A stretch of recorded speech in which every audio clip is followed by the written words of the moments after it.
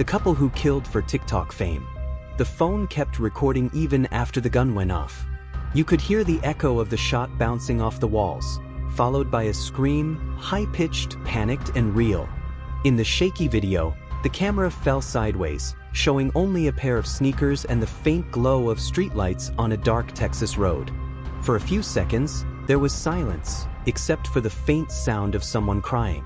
Then a voice whispered, trembling but still performing for the audience, "It wasn't supposed to happen like this. It was just for TikTok." The video was posted that night, 37 seconds long, before it was deleted. But by then, it had already been saved and shared thousands of times. Two faces had been at the center of the clip: Alyssa Green, 19, and Jake Porter, 22, a couple from Houston who had built a massive online following with their extreme couple challenges. Their TikTok page was full of dangerous stunts, pretending to rob stores, pranking strangers in drive-thrus, even faking arrests. But this time, the act had turned deadly. Police arrived at the scene minutes after the video began circulating online. A crowd had already gathered, their phone screens glowing in the dark. Alyssa sat on the ground beside Jake's body, her makeup streaked with tears, the gun still in her hand. When the officers shouted for her to drop it, she looked up and said quietly, "It was supposed to be fake. He told me to pull the trigger." That line would haunt investigators for months. The story quickly took over every news outlet in America. TikTok couple gone wrong, chasing clout turns deadly, killed for fame. The headlines all told the same thing: two young people obsessed with going viral, trapped in their own fantasy of fame. But to understand what happened that night, you had to go back. Before the fame, before the followers, before room 301 at the Crestview Motel became the stage for their final video. Alyssa Green was a high school dropout who spent most of her time scrolling through her phone. She'd grown up in a quiet suburb, raised by her grandmother after her parents split. Jake was different, a mechanic's apprentice with a loud laugh and a love for fast cars. They met through a live stream challenge on TikTok where users paired up to prank strangers. Their chemistry was instant. Within weeks, they were calling each other ride or die. At first, their videos were harmless, funny dances, silly reactions, vlogs from road trips. But the internet rewarded the wildest clips, not the safest ones. Each time they posted something extreme, the views exploded. When Alyssa faked fainting in public, they hit 1 million views. When Jake pretended to steal from a convenience store as part of a fake robbery challenge, they doubled that. The followers called them the modern-day Bonnie and Clyde, and they leaned into it. They started wearing matching black hoodies and calling themselves Team Reckless. Brands started sending them free gear, and soon, they were making money from livestream donations. But the pressure to keep growing was endless. Jake once told Alyssa during a live Q&A, "If we ever stop being crazy, they'll stop watching." Then came the idea that changed everything. Jake had seen another influencer pull off a dangerous, fake robbery prank using a gun loaded with blanks. The video got millions of views. He wanted to do it too, but bigger.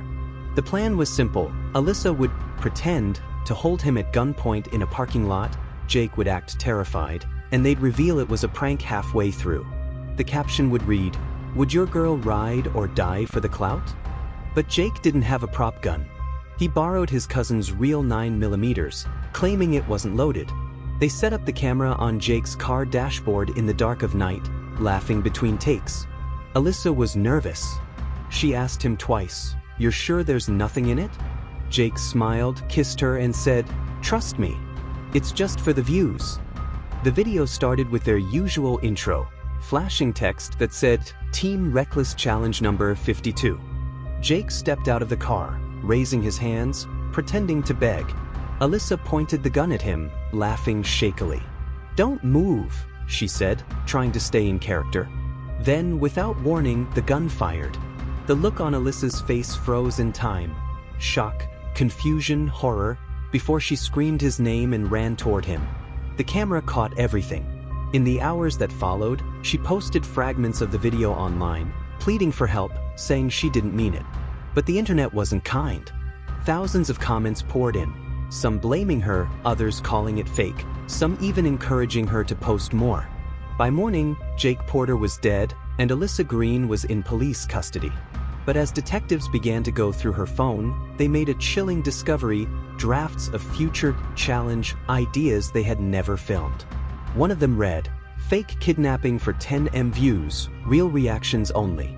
And beneath that note, one last line written in Jake's handwriting: "If it ever goes wrong, keep filming." The next morning, the video had already spread beyond TikTok. It was on Twitter, YouTube, Reddit, everywhere. News anchors replayed blurred clips on morning shows while the words, "the couple who killed for TikTok fame," scrolled across the screen. People couldn't look away. It was a tragedy, yes, but it was also a spectacle, exactly the kind of story the internet devours. Outside the Houston Police Department, reporters surrounded the entrance, shouting questions as officers led Alyssa inside. She looked dazed, wearing an oversized hoodie that belonged to Jake. Her face was pale, her eyes blank. One reporter yelled, "Alyssa, did you mean to kill him?" Another asked, "Was it all for views?" She didn't answer. She just kept whispering under her breath, "He told me it wasn't loaded." Detective Laura Benton was assigned the case. She'd seen social media crimes before, people stealing for clout, vandalizing stores for trends, but this was different. This was death, captured in HD, streamed for the world. When she sat down across from Alyssa in the interrogation room, she started gently. "Alyssa, I'm not here to judge you. I just need to know what happened." Alyssa's hands shook as she spoke. "We were supposed to fake it. He said it'd get us 1 million followers. He said the gun was empty." She wiped her eyes and looked up. "I didn't even know it fired. I thought it was just part of the act until I saw the blood." Detective Benton nodded slowly, taking notes. "Did Jake ever pressure you to do dangerous things for views?" Alyssa hesitated, then whispered, "He said if we didn't keep pushing it, people would stop watching. He was scared of being forgotten." The detective sighed. This wasn't just a crime, it was a reflection of something bigger. A generation raised on views, likes, and comments, now taking risks that real life couldn't rewind. Meanwhile, the online world was exploding. The hashtag #TeamReckless was trending nationwide. Some fans defended Alyssa, claiming it was an accident.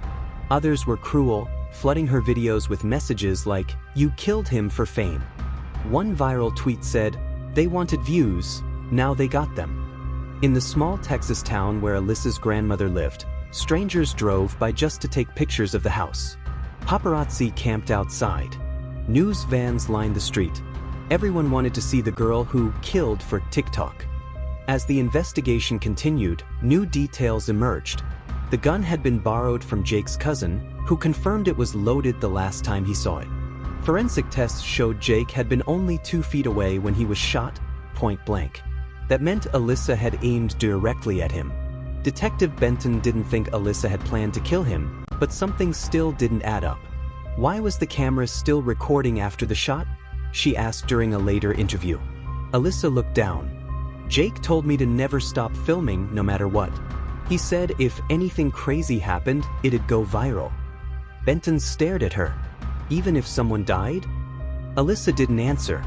Later that night, Detective Benton reviewed the footage herself. It was horrifying, the laugh, the scream, the fall. But something in the background caught her attention. A second phone, propped up on the car dashboard, recording from another angle. When forensics retrieved the phone from the crime scene, they discovered a chilling truth. Jake had been filming a live stream too, one that wasn't deleted. The whole thing had gone out live to nearly 15,000 followers before TikTok moderators took it down. And in those final seconds, right before the gun went off, Jake could be heard saying, "Don't stop, babe. This is gonna blow up." The public outrage grew louder by the hour. Protesters stood outside the courthouse holding signs that said, "Ban dangerous challenges," and "Social media kills." Politicians started calling for new laws against influencer crimes. Alyssa's lawyer, a young public defender named Kevin Ruiz, told reporters, "This was not murder. This was a tragedy fueled by online pressure, exploitation, and youth. My client didn't intend to harm anyone." But prosecutors weren't sympathetic. They charged her with manslaughter and criminal negligence, arguing that the act of using a real gun was reckless enough to make it a crime. In jail, Alyssa was placed under suicide watch. Guards said she barely spoke. She just sat on her bunk, staring at her reflection in the metal wall. Once, when a nurse brought her food, she asked softly, "Are they still watching?" The nurse didn't know what she meant.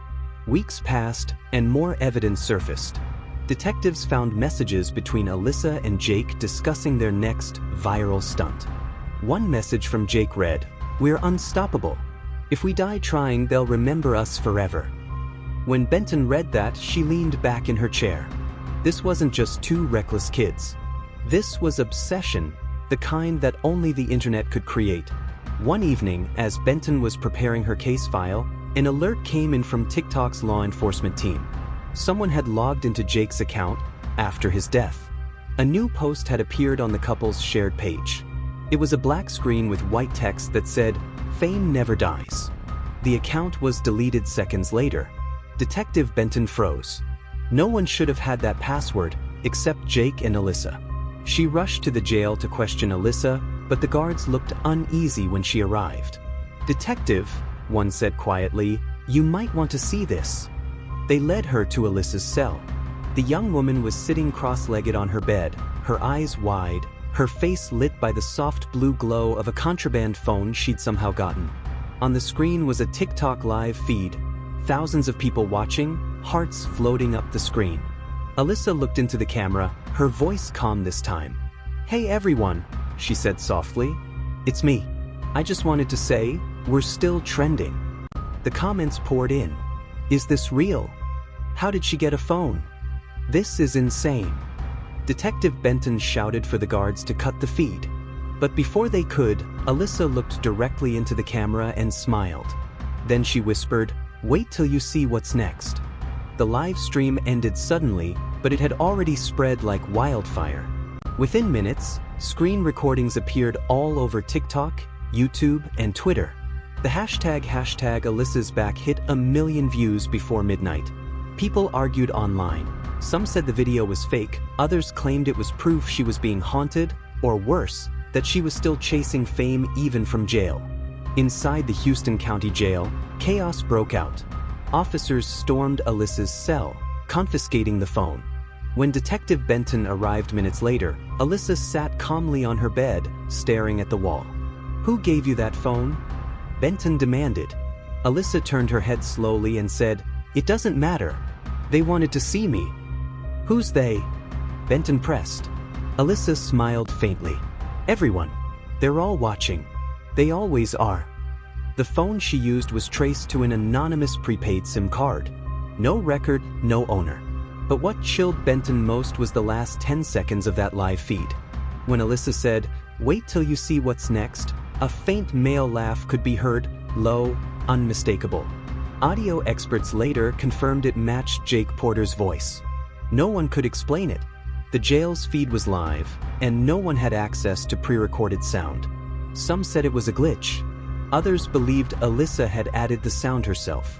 But Benton couldn't shake the feeling that something darker was unfolding. By the next day, conspiracy theories were everywhere. People claimed Jake's followers had formed an underground fan group called #Team Reborn, dedicated to continuing their legacy. Dozens of new accounts popped up using Jake and Alyssa's old videos, reposting their stunts with captions like, "For the views they died for." TikTok moderators scrambled to remove the content, but the trend was growing faster than they could stop it. Teenagers across the country began recreating their challenges, pretending to rob stores, jumping onto moving cars, even using toy guns in public. The worst happened 2 weeks later in Florida. A 15-year-old boy accidentally shot his best friend while copying what he called the Jake and Alyssa challenge. The tragedy reignited national outrage. News channels called it the TikTok killing trend. Politicians demanded stricter laws on social media. Parents deleted apps from their children's phones. Detective Benton, now leading a federal task force on online crime influence, told a press conference, "This isn't about one couple anymore. It's about a system that rewards danger over safety." But behind the cameras, she was worried about something else. Alyssa's growing influence from behind bars. Despite being on full lockdown, her TikTok page had gained over 2 million new followers. Someone was posting for her cryptic videos showing black screens, short phrases like, "We never die," "Fame lives forever," and "It's almost time." Each post ended with the same symbol, a broken heart inside a flame. Benton ordered an investigation. Tracing the account led to an IP address in Austin, Texas, registered under the name Samuel Porter, Jake's cousin, the same man who had owned the gun that killed him. When police raided his apartment, they found walls covered with screenshots of Jake and Alyssa's videos. Strings of red thread connected photos like a shrine. In the center of the wall was a printed phrase, "They started something. We'll finish it." Samuel was arrested on the spot, but his calm smile disturbed everyone. "They're proud of me," he said as officers led him away. "This is what they wanted." The next chapter. That night, while Benton reviewed the evidence, she received an alert on her phone, another live feed from the official Team Reckless account.